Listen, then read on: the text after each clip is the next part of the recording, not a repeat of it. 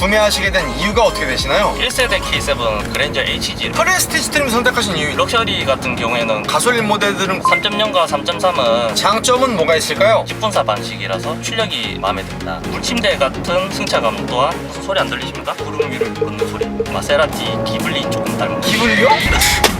가장 큰 장점은 평균은 900원 정도인데 단점은 LPG 가스통만 보면 이제 한숨 돋죠. 양카. K7 차주님들의 DNA가 연비 계산이 안 됩니다. 순간 연비 측정 자체가 안 되다 보니까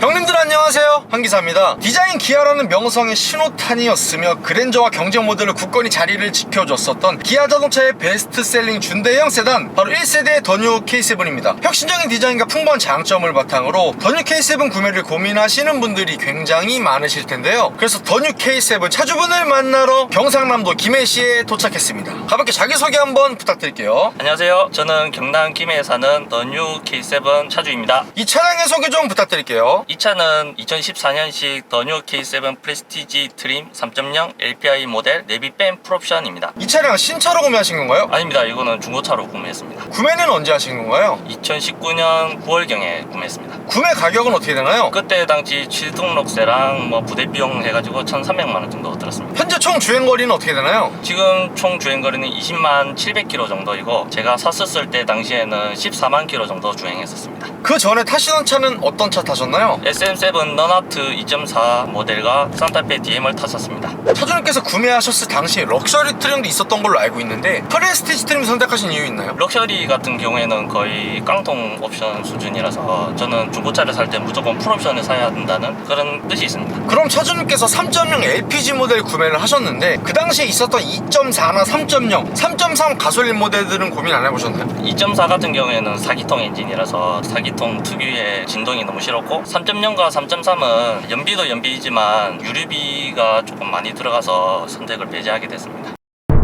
1세대 더 뉴 K7을 구매하시게 된 이유가 어떻게 되시나요? 제가 산타페 DM 차량을 1년간 운행했었는데 전 차주분이 차를 너무 험하게 모셨나봐요. 그래가지고 제가 어떤 부분이 고장나서 수리를 하게 되는데 그게 정확하게 수리는 전혀 안 되고 어디서 튜닝을 했는지도 모르고, 그리고 산타페 DM의 디젤 특유의 진동과 소음 때문에 그때 좀 호되게 당하셨나 보네요. 너무 많이 당했죠.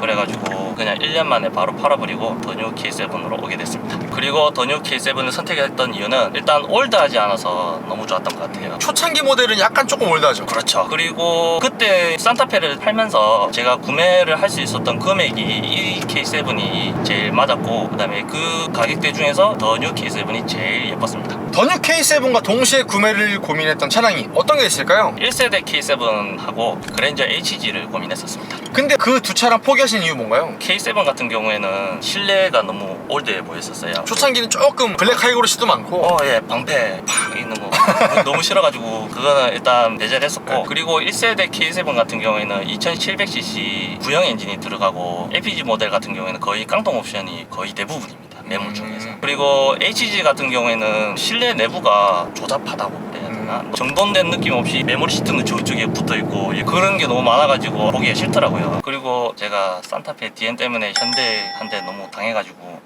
좀 보기 싫더라고요. 현대는 내가 당분간 안 본다. 저희 집안 전부 다 기아차입니다.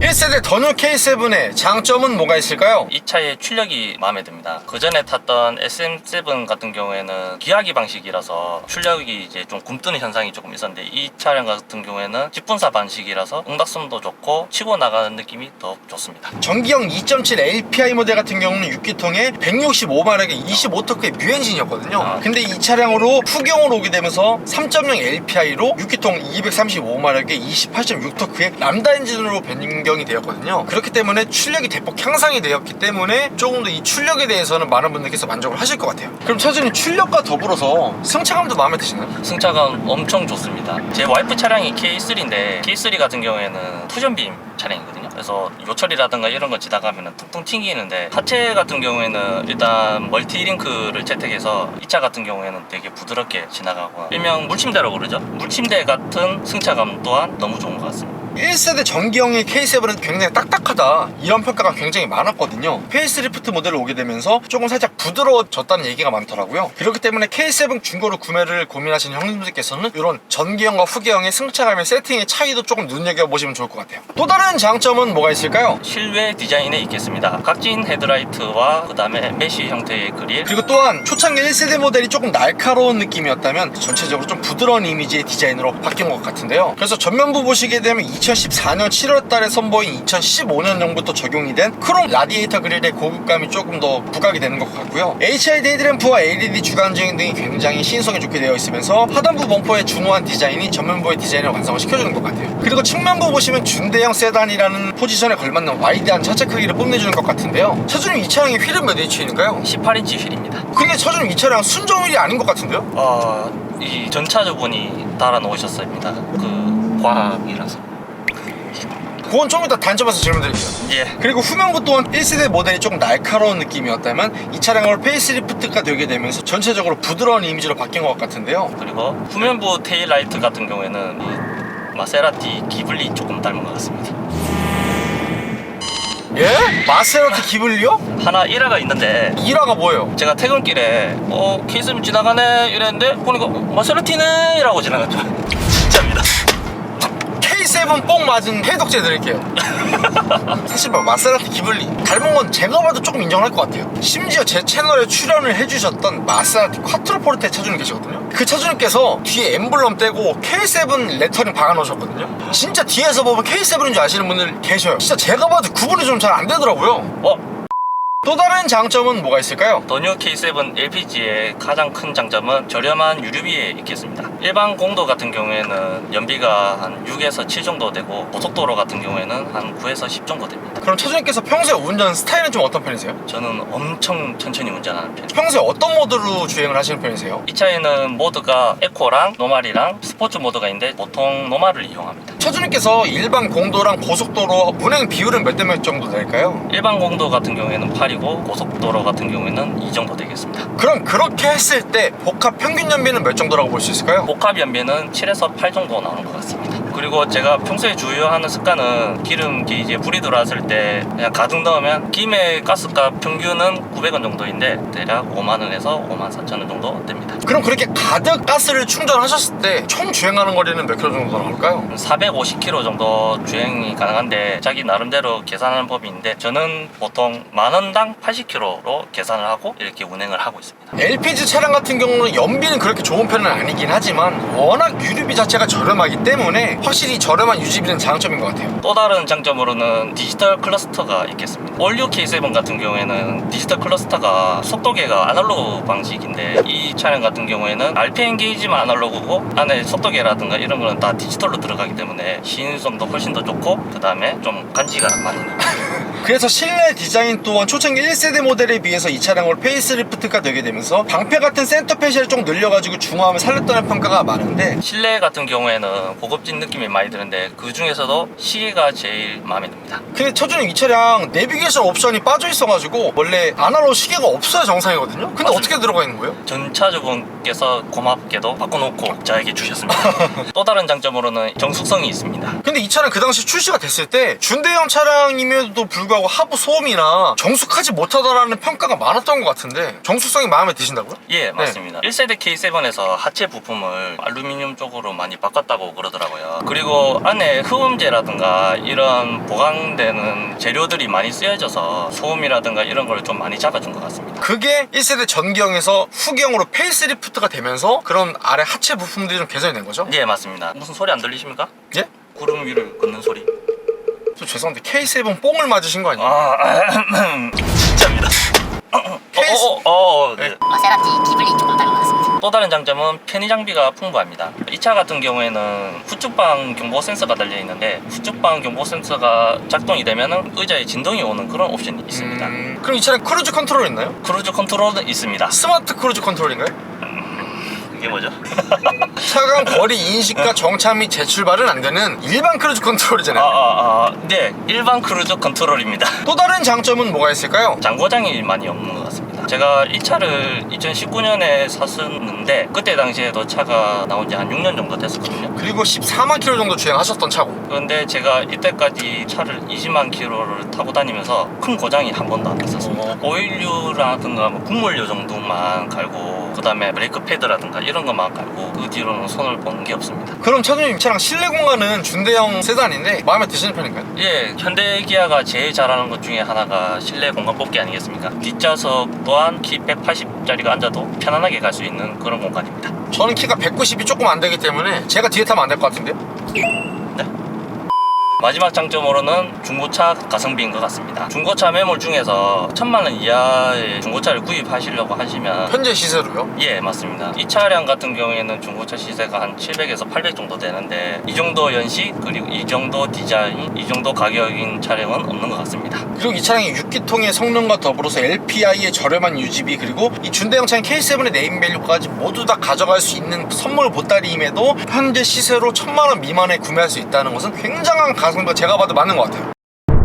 1세대 더 뉴 K7의 단점은 뭐가 있을까요? 일단 이 차량 같은 경우에는 LPG 차량이라 트렁크 공간이 많이 좁습니다. 요거는 어쩔 수 없는 태생적인 한계죠. 네, 맞습니다. 요즘 나오는 도넛 탱크 형식이 아니라 일반 가스통을 그냥 트렁크에 싣고 다니는 형식이라서 제가 트렁크를 열고 가스통만 보면 이제 한숨이 훅 나오듯이. 아 이거 떼버릴 수도 없고. 네, 응급처치로 이제 가림막만 이게 하나 해놓고. 그래서 캠핑이나 이런 거 갈 때는 제 차를 안 타고 와이프 차를 K3 차 타고 갑니다. 의자도 잘 안 들어갑니다. 또 다른 단점은 뭐가 있을까요? 현대 기아차 가스차만의 특징 연비 계산이 안 됩니다. 이거 진짜 불편하실 것 같아요. 네, 맞습니다. 저 같은 경우에는 연비 운전을 좀 많이 하는 편인데 제가 연비 운전을 하고 있는가 안 하고 있는가도 잘 모르고 순간 연비 측정 자체가 안 되다 보니까 제가 기름을 어떻게 잘 쓰고 있는 건가 그런 거는 아예 보지도 못합니다. 지금 LPG 차량 같은 경우는 계기판에 연비도 표시가 안 될 뿐더러 총 주행 가는 거리도 얼마인지가 안 뜨기 때문에 이 게이지만으로 판단을 해야 되잖아요. 네, 맞습니다. 한 4년 정도 타고 다니시면서 계산해 보시니까 한 10,000원 넣으면 한 80km 정도 주행 가능하다. 아, 네, 맞습니다. 그런 거 계산 어떻게 하시는 거예요? 그냥 제가 감으로 하는 거죠. 오로지 감.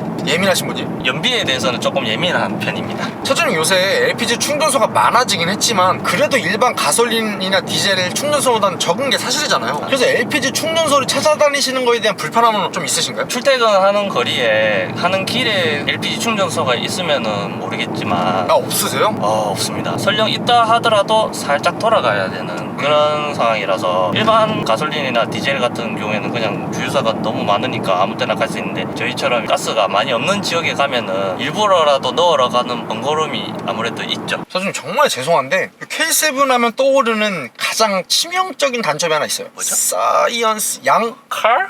양카. 이 차는 조금 있습니다. 이 차 같은 경우에는 어디 봐도 기아 마크가 없습니다. 일단 그것부터 시작이죠. 설마 지금 여기 엠블럼 달려있는 거 브랜톤인가요? 네, 맞습니다. 근데 이거는 제가 한 게 아니라 전 차주분께서 해주셨어요. K7 차주님들의 DNA가 조금 그런 게 좀 있는가 봐요. 그 심지어 핸들 또한 아주 그냥 구형 기아 마크를 박아놔가지고 전체적으로 이 차량 양카 이미지가 좀 강하긴 한 것 같긴 해요. 아닙니다. 이 정도면은 그런데 막 세미 튜닝 정도로만 봐야 되지 않을까요? 차주님 근데 이거 안전벨트 색깔 무슨 뭐 벤츠 AMG도 아니고 BMW M도 아니고 빨간 색깔 뭐예요 이거? 이것 또한 전 차주분께서 해주셨습니다. 저는 이 차에 꾸미거나 그러지는 전혀 않았습니다. 이거 죄송한데 양카 선물 세트 아니에요 이거? 사는 사람 입장에서는 뭐 선물이죠. 또 다른 단점으로는 핸들의 무거움이 있겠습니다. 제 와이프 차량이 K3인데 그 차량 같은 경우에는 RMDPS를 넣어줘서 이런 가벼움이라든가 무거움이라든가 이런 거를 조절할 수가 있는데 이 차량 같은 경우에는 그런 거 자체가 없습니다. 남자만이 돌릴 수 있는 무게라고나 할까요? 이 차량 전경 같은 경우에는 좀 많이 가볍다라는 얘기가 많았고 이 차량 후경으로 넘어오게 되면서 핸들이 많이 무거워졌거든요. 근데 그게 조금 선 넘었는지 너무 많이 무거워져서 주차할 때 엄청 빡세죠. 또 다른 단점으로는 시트나 핸들 가죽에 중에 약함이라고 뽑을 수 있겠습니다. 좀 벗겨지거나 그런가요? 네, 맞습니다. 엔카나 이제 중고차 사이트에 잘 찾아보면 핸들이라든가 시트의 벗겨짐이 거의 대부분입니다. 아, 매물들 찾아봤을 때 타이어가 해지고 벗겨지고 이런 차들이 대부분이에요? 네, 심지어 이런 버튼 쪽이나 이런 쪽에도 까짐이 있는 차들이 좀 되게 많더라고요. 그런 플라스틱이나 이런 쪽은 관리를 잘 못하면은 그런 분들이 좀 많으실 것 같아요. 그리고 실내에서 조금 아쉬운 부분이 이런 센터 페시아 위쪽으로 보면 이 소재의 재질이라든가 이런 게 너무 좀 싸구려가 좀 들어가지 않았나. 심지어 그랜저는 요거 등도 다르더라고요. 아주 고급스럽더라고요. 왜냐면 어찌됐건 끝나는게요. 아, 네, 그랜저가 형이니까 K7은 조금 나가 있어. 안 되는데? 마세라티 기블리 조금 닮아갔습니다. 또 다른 단점은 뭐가 있을까요? 저는 느끼지는 못했지만 다른 더 뉴 K7의 차주분들은 이 실내 잡소리를 너무 많이 들린다고들 하시더라고요. 예를 들어서 센터 콘솔이라든가 썬루프라든가 이런 대시보드 이런 데서 잡소리를 너무 많이 듣는다고 하시는데, 저 같은 경우에는 뽑기를 잘해서 그런가 모르겠는데 센터 콘솔에서도 잡소리 안 나고 썬루프에서도 전혀 잡소리가 나지 않기 때문에 이제 민감하지 않으신 분들이라면 괜찮은 수준인 것 같습니다.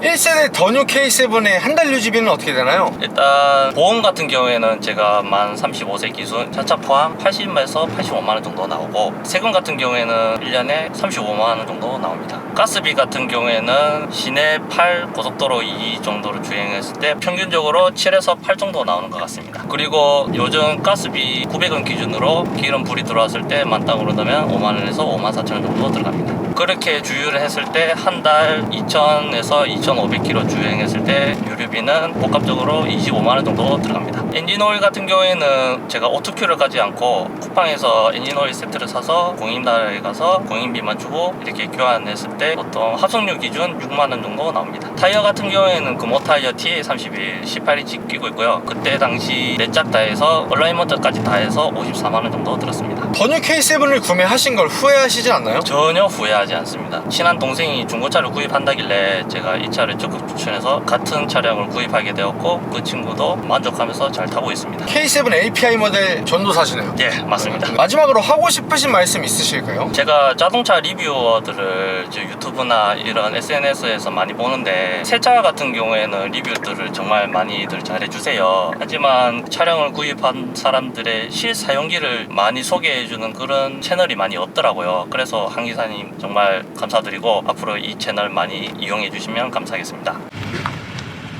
구독과 좋아요 살포시 부탁드리고요. 그리고 제가 차주 인터뷰 촬영을 위해 전국 방방곡곡 가고 있으니 아래 있는 메일 주소로 출연 신청 부탁드리고요. 형님들 오늘도 좋은 하루 되세요.